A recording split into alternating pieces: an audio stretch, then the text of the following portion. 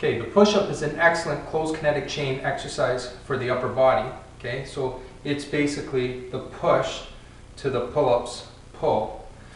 The problem with this one, very similar to a pull-up, is not everyone can do a proper push-up. A lot of beginners, for instance, have a hard time with it, especially with females, or if an individual is overweight. They look more like a dolphin swimming through the water, and they're unable to keep their core tight, and they don't have the strength to push up properly. So for these individuals, you can use a modified push-up, but a much better option is to use a push-away instead. So by raising the hands up, it makes it more easier, and by raising the feet up, it makes it more challenging. Okay? So a push-away can be done against a wall, or an even better option would be to use a Smith machine, or in this particular case, a power cage. So right here, I have the bar set up at number 12.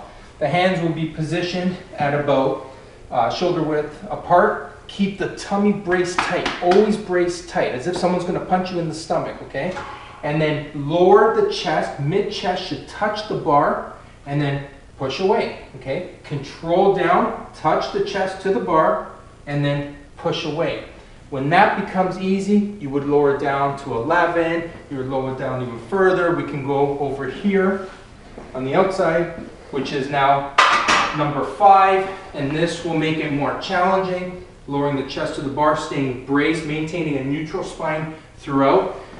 And then from here, of course, you will transition to the ground. Now, another option, if your strength is not up to par yet for doing a full push-up on the ground, is to use something like a Swiss ball, and we can decrease the lever arm. Okay, so for here, for instance, you can start with your hips on the ball, lowering down, and then control back up. You can transition out to thighs, again, lower down, back up, further out to shins, stay braced, tight, control, back up, and then you can go to your toes, and even one leg, and back up. Use the, they call it the kiss the baby technique. You control down with just enough force to kiss the baby, and then come back up. So that's a technique that's used. Now, once you go from doing these type of variations, you can progress to doing them on the floor. Of course, a wider hand grip is easier. The closer it is, the more challenging it becomes. But it's a misnomer. A close grip push-up should be about shoulder width apart, very similar to a close grip bench press. You see a lot of people that have put the hands together and do a diamond shape between their hands. That's very hard on the wrists and very hard on the elbows, and I would not recommend it, okay? When you do them on the ground, you can make the exercise more challenging by lowering your elbows to the ground and then raising up. This is known as a tiger bend push-up, right? So a regular push-up, you would see in this fashion, where the elbows stay up, and a tiger bend push-up, the elbows go straight down and then up. The elbows go straight down and then up.